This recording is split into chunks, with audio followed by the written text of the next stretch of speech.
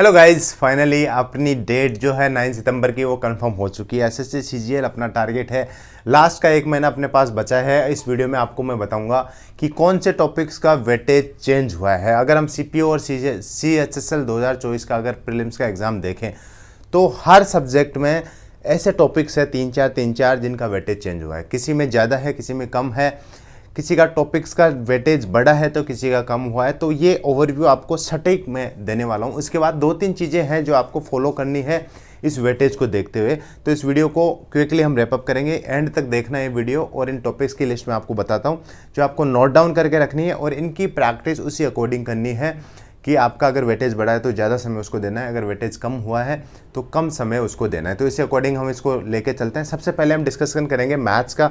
देखो, अगर मैथ्स की बात करूं तो डीआई जो है उसका वेटेज बड़ा है। अगर जनरली हम बात करें तो पहले डीआई के ज़्यादा क्वेश्चंस पूछे जाते थे, बट बीच में अब 2022 के अंदर आपको देखने को मिलेगा कि कम हुआ वेटेज, और अब 23 में जो सीएचएसएल और सीपीओ के एग्ज़ाम है उसमें डीआई का वेटेज फिर से बढ़ा है। वहीं मेंसुरेशन और ज्योमेट्री का वेटेज काफ़ी ज़्यादा बढ़ा है। एडवांस मैथ्स की बात करें तो मैथ्स में ज्योमेट्री और मेंसुरेशन का वेटेज बढ़ा है, वेयर एज जो आपका एलजेब्रा और ट्रिगोनोमेट्री है उसका वेटेज आपका घटा है। तो ये वाली चीज़ें आपको ध्यान रखनी है।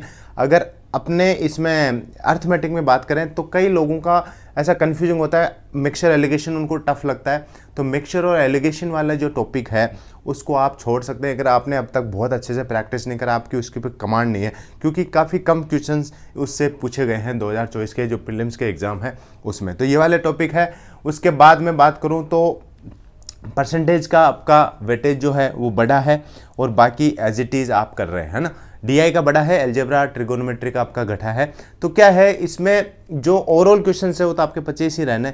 तो जिस टॉपिक का वेटेज बढ़ा है तो कहीं ना कहीं किसी टॉपिक का वेटेज घटा है, तो आपको उसी अकॉर्डिंग प्रैक्टिस करनी है। जो ज्योमेट्री के फॉर्मूले वगैरह है उनको कॉन्सेप्ट्स को आपको अच्छे से करके जाना है। मेंसुरेशन तो कंप्लीटली फॉर्मूला बेस्ड है, कुछ कुछ ट्रिक्स उसमें लगती है, वाली चीज़ आप देख के जाना। और ट्रिगोनोमेट्री एल्जेब्रा आपको ऐसा नहीं है कि पढ़ के नहीं जाना है, पढ़ के जाना है, लेकिन जो प्रैक्टिस का समय है आप ट्राई करो कि मेंसुरेशन और ज्योमेट्री में आप ज़्यादा लगाओ, और मिक्सचर एलिगेशंस की जगह कोई और टॉपिक आप उठाओ तो उस वाले में आप कर सकते हैं। जैसे टाइम एंड वर्क वगैरह में तो एक एक टॉपिक्स ही यहाँ पे देखने को मिला। अब रीजनिंग की बात करते हैं। रीजनिंग में देखो टॉपिक्स एज इट इज़ है, बट जो सीरीज कोडिंग डिकोडिंग आपका हो गया, वर्ड फॉर्मेशन जो हो गया आपका, ऑड इवन जो वाला आ रहा है, एनालॉजी के जो क्वेश्चंस आ रहे हैं उनका जो लेवल है वो अप है ना। अदरवाइज जो बाकी टॉपिक्स आपके वो एज इट इज़ पूछे जा रहे हैं, इनका भी जो क्वेश्चन का वेटेज कहीं ना कहीं आपका कुछ ज़्यादा वेरिएशन नहीं है, बट जो लेवल है वो अप है। तो क्या करना है आपको, इनकी प्रैक्टिस आपको ज़्यादा से ज़्यादा करके जानी है, ताकि ये क्वेश्चंस क्या है ना प्रैक्टिस से बनते हैं। ये वाले क्वेश्चंस ऐसा नहीं है कि कोई इसका फॉर्मूला है या कोई ऐसी शॉर्ट ट्रिक्स है जिससे ये क्वेश्चन आप सॉल्व कर सकते हो, लेकिन इसकी अगर जितनी प्रैक्टिस आपकी होगी उतना क्विकली आपके दिमाग में वो जो इसका सॉल्व होने का जो मेथड है या सॉल्व होने में जो ट्रिक लग रही है, जो सॉल्व होने में जो कॉन्सेप्ट लग रहा है वो वाला आपका क्लिक करेगा। तो इसके लिए आप क्या कर सकते हैं, जैसे स्क्वायर वगैरह अच्छे से करना है आपको, क्यूब वगैरह अच्छे से करना है। जैसे आप माइंड में अगर कैलकुलेशन भी कर रहे हो टेबल वगैरह से, तो वो क्लिक कर जाता है कि इससे ये वाली चीज़ बन जाएगी। सीरीज़ वगैरह के क्वेश्चन आप देखोगे ना, तो जैसे इसमें कोडिंग डिकोडिंग का वेटेज बड़ा है, सीरीज ऑड इवन एनालॉजी इनका वेटेज बड़ा है। बाकी कुछ जो वर्ड फॉर्मेशन वगैरह है, इमेज वगैरह है, अगर इनका वेटेज लेवल में बड़ा है, कुछ नंबर ऑफ क्वेश्चंस आपके वही देखने को मिल रहे हैं। अब बात करते हैं इंपॉर्टेंट फैक्टर जो आपका मेंस में भी आपको परेशान करेगा, और इंग्लिश है वो, और जो प्रीलिम्स में भी आपका अच्छा खासा उसमें आपको स्कोर करना है, तभी आपका प्रीलिम्स अच्छे स्कोर से आपका क्वालिफाई हो पाएगा। देखो, इसमें नॉर्मलाइजेशन होने वाला है, इतने शिफ्ट्स मल्टीपल शिफ्ट्स में एग्जाम होगा, तो आपका जो हार्ड शिफ्ट अगर आपको आ गया और उसमें अगर आपने अच्छा परफॉर्म कर दिया तो लो स्कोर में भी आपका सिलेक्शन होने के चांसेस यहाँ पे होते हैं। ग्रामर जो है इंग्लिश में उसका वेटेज बड़ा है। वेटेज इन द सेंस आपके जो एरर के क्वेश्चंस है, एरर डिटेक्शंस हो गए, एरर करेक्शंस हो गए, एरर फाइंडिंग्स वाले क्वेश्चंस है, काफ़ी ज़्यादा पूछे गए हैं सीएचएसएल और सीपीओ की बात करें तो, और वहाँ पे सीजीएल के अंदर भी ऐसा पैटर्न हमें देखने को मिल सकता है। वेयर एज जो वोकैब आपकी वन वर्ड सब्स्टिट्यूशंस वगैरह है, एंटोसिनो है, जो ओवरऑल क्वेश्चंस पूछे, नंबर ऑफ क्वेश्चंस है वो कम हुए हैं इसमें। बाकी जो कंपैरिजन का पार्ट है, क्लोज टेस्ट वगैरह, वो एज इट इज़ हैं आपके, वही एक क्लोज टेस्ट और पैसेज आपको देखने को मिल सकता है। तो ये वाली चीज़ ध्यान रखना कि जो ग्रामर का पोर्शन है उसे हमें अच्छे से करके जाना है। ग्रामर के रूल्स है उसको टाइमली आपको रिवाइज करना है, और लास्ट के दिनों में एफर्ट, जैसे मान लो कि आप सोच रहे हो कि 30 दिन में 30 घंटे में वोकैब को दूंगा, और मैं 20 घंटे ग्रामर को दूंगा, तो ट्राई करो कि ग्रामर के थोड़े आवर्स बढ़ा दो आप, और वोकैब को थोड़ा सा रिवीजन के लिए आप कट कर सकते हैं।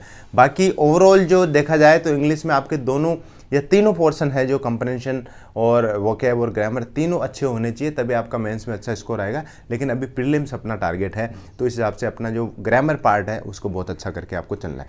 उसके बाद मैं बात करूँ जीएस की, जो एक इंपॉर्टेंट है, जो सबसे ज़्यादा हेडेक है आजकल बच्चों के लिए, वो है जीएस। जीएस में देखो पॉलिटी और इकोनॉमिक्स और ज्योग्राफी, इन तीनों का वेटेज घटा है। इन तीनों से अब क्वेश्चन धीरे धीरे कम पूछे जाने लगे हैं। जो क्वेश्चंस ज़्यादा आ रहे हैं, जो टफ क्वेश्चंस पूछे जा रहे हैं, वो आ रहे हैं हिस्ट्री से। हिस्ट्री से बहुत टफ क्वेश्चंस आपको मिलेंगे। उसके बाद जो मिसलेनियस टॉपिक्स है, जिनका कोई मतलब ऐसे आप कैटेगराइज नहीं कर सकते, जैसे फोक डांस हो गए, बुक्स हो गए, अवार्ड्स हो गए, स्पोर्ट्स हो गया, इंस्ट्रूमेंट्स के क्वेश्चंस हो गए, उसके बाद सॉन्ग्स के, ऐसे मतलब फोक सॉन्ग्स हो गए, ऐसे डिफरेंट जो ट्राइब्स वगैरह के क्वेश्चंस हो गए। ये वाले क्वेश्चंस का वेटेज काफ़ी बड़ा है, और लगभग 25 में से 6 से 7 क्वेश्चंस ऐसे पूछे जा रहे हैं, है ना। तो ये वाला पोर्शन आपको अच्छे से करना है। ये कैसे करना है, आपको यूट्यूब पे वीडियोस करो, इसके लिए कोई क्रैश कोर्स की जरूरत नहीं है। जो भी टॉपिक, स्पोर्ट्स का वीडियोस देखो, 2-3 वीडियोस जो आ रहे हैं उनको अच्छे से देख लो, 2 बार देख लो आप, है ना। वैसे ही आपको इंस्ट्रूमेंट सर्च कर लिया, फोक डांस कर लिया, ट्राइब्स के बारे में सर्च कर लिया, जो स्टेट्स वगैरह है, इनके न्यू अपॉइंटमेंट्स है, ये वाले क्वेश्चंस काफ़ी बढ़ गए। उसके बाद हिस्ट्री का वेटेज काफ़ी बढ़ा है, लेकिन history is quite difficult to cover, मतलब आप सब कुछ नहीं पढ़ सकते उसमें। सब कुछ पढ़ने के बाद भी आपके 2 क्वेश्चंस तो सही होने, 2 गलत होने। तो कितना टाइम आपको स्पेंड करना है वो आप जुडिशियली डिसाइड करें। कि जैसे पॉलिटी का वेटेज कम हुआ है, 2 क्वेश्चन वहाँ से आ रहे हैं, लगभग 2 क्वेश्चन, ज्योग्राफी लगभग 2 क्वेश्चन, इकोनॉमिक्स लगभग 2 क्वेश्चन। उसके बाद साइंस का वेटेज बढ़ा है, साइंस के लगभग 4 क्वेश्चन आपको फिजिक्स, केमिस्ट्री और बायो से देखने को मिल रहे हैं। तो साइंस बहुत अच्छे से करके जाए, 4 में से कम 3 क्वेश्चन आपके सही होने चाहिए वहाँ पे। हिस्ट्री में 4 में से 2 क्वेश्चंस आपके सही होने चाहिए। मॉडर्न और मेडिवल आप अच्छे से करो, एंशिएंट के कुछ टॉपिक्स है जो आप बहुत अच्छे से कर सकते हैं, तो वाली चीज़ आप अच्छे से करके जाओ। उसके अलावा मैंने करंट अफेयर्स के अच्छे वेटेज है, 4 से 5 क्वेश्चंस पूछे जा रहे हैं, तो करंट अफेयर्स आप अब से पढ़ना शुरू कर दो। लास्ट के 1 महीने में करंट अफेयर्स को आपको ज़्यादा टाइम देना चाहिए। इससे पहले करंट्स मैं सजेस्ट भी नहीं करता। लास्ट के 1 महीने में, लास्ट के 9 महीने की करंट अफेयर्स आप करो, ज़्यादा से ज़्यादा उसको रिवाइज करो, तो अच्छा आपका यहाँ पे वेटेज बनेगा। आप थोड़ा सा नीचे घर पे काम चल रहा है दूसरे क्वार्टर में, तो उसकी वजह से साउंड प्रॉब्लम आपको हो सकती है। बाकी आप जो मैं मैसेज कन्वे करना चाह रहा हूँ आपको, उसमें कोई दिक्कत नहीं आ रही होगी। अब दूसरा पॉइंट मैं जो डिस्कस करना चाहता हूँ, ये वेटेज की बात होगी। दूसरा पॉइंट ये है कि जो वेटेज का वेरिएशन है उसके आधार पे आपको मॉक टेस्ट लगाने हैं। जो लेटेस्ट मॉक टेस्ट है वो आपको देना है। जैसे 2024 के प्रीलिम्स के मॉक जो भी हुए हैं, CHSL हुआ, स्टेनो हुआ है, या फिर आपका CPU हुआ है, इनके मॉक आपको लगाना है। ये मॉक आपको टेक्स्ट बुक में मिल जाएंगे, आप वो लें। मेरा कूपन कोड यूज़ करेंगे ट्रू, उसमें 12% आपको ऑफ मिलेगा। और अभी फ्यूचर ऑफिसर सेल चल रही है, तो इस वाले में आप मॉक लें, और ये लेटेस्ट मॉक आपको लगाने हैं। और CGL के लिए देखो बहुत सारे मॉक उन्हें डाले हैं, लगभग 1000 मॉक वहाँ पे है, 997 मॉक अभी लेटेस्ट आप देखोगे, स्क्रीनशॉट मैंने दिखा रखा है। तो 997 मौका है यहाँ पे। जिसने ले नहीं रखा वो अभी ले, तो फ्री मॉक भी वहाँ पे 9 टेस्ट फ्री है, वो भी आप अटेम्प्ट करके देखो। और देखो ज़्यादा से ज़्यादा आपको लेटेस्ट मॉक अटेम्प्ट करने हैं, और ज़्यादा बच्चे जहाँ पे मॉक दे रहे हैं वो वाले मॉक अटेम्प्ट करने हैं, ताकि आपको थोड़ा सा आइडिया रहे कि ओवरऑल कितना आप रेस में है, किस हिसाब से आपकी रैंकिंग आ रही है।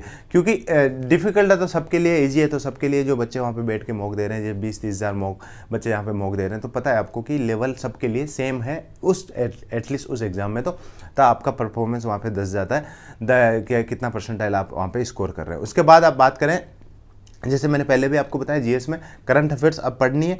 करंट अफेयर्स अब आपको कम से कम 2-3 बार आपको रिवाइज कर लेनी है। 2 सोर्स या 3 सोर्स से वीडियोस डाउनलोड कर लो, और हो सके तो एक PDF, और इसको क्लब करके आप कर लो। देखो 4 से 5 क्वेश्चन मायने रखते हैं। आप मैथ्स में बहुत ज़्यादा प्रैक्टिस करते हो 2-3 चैप्टर की, तब जाके 4 क्वेश्चन आपके सही होते हैं। अगर ये वाला आप पढ़ लेते हो, करंट अफेयर्स में आपके क्वेश्चन सही हो जाते हैं, तो ये करंट कहीं ना कहीं आपका जो मेंस है उसके लिए भी बेस बनेगा। उसमें भी आपको 9 महीने की जगह 12 महीने का करंट अफेयर्स आपको कवर हो जाएगा। तो ये करंट अफेयर्स आपको अच्छे से करना है। उसके बाद रिवीजन की मैं बात करूं, देखो जीके का रिवीजन लास्ट में इंपॉर्टेंट होता है। साल भर आपने क्या पढ़ा वो ज़्यादा मैटर नहीं करता, लास्ट में पढ़ी हुई चीज़ें आपको याद रहेगी। तो जीके का रिवीजन अभी होना चाहिए।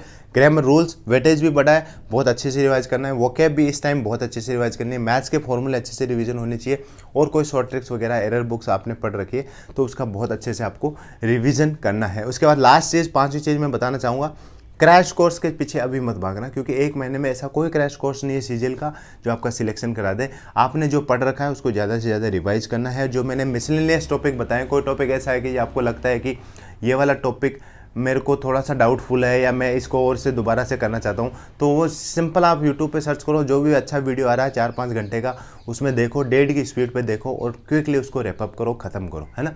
ये चीज़ें हैं जो आपको ध्यान रखनी है। 1 महीना है, इस महीने में जितनी पढ़ाई आप कर पाओ उतनी कम रहेगी और यही एफर्ट आपका एक्चुअल रिजल्ट में रिफ्लेक्ट करेगा। क्योंकि साल भर आपने कितनी पढ़ाई करी वो मैटर करती है, लेकिन कम करती है लास्ट के महीने में कितना एफर्ट आपने पुट किया है वो बहुत ज़्यादा मैटर करती है। क्योंकि फ्रेश मेमोरी जो अपनी है वो लेटेस्ट चीज़ें हैं वो ज़्यादा याद रख पाती है। बाकी चीज़ें भी याद कर लेगी बट उनको बार बार हमें रिवाइज करना पड़ेगा। ये तो एक रिवीजन में अपना काम यहाँ से बन जाता है। ठीक है, इतना ही इस वीडियो में। आशा करता हूँ आप CGL 2024 के लिए बने हो और आप इस एग्ज़ाम को क्रैक करके रहोगे। This is all in this video guys. कोई भी कमेंट है, आपके कोई भी डाउट है तो कमेंट बॉक्स में कमेंट करके आप मुझे बता सकते हैं। This is all in this video guys. Thank you, thanks for watching.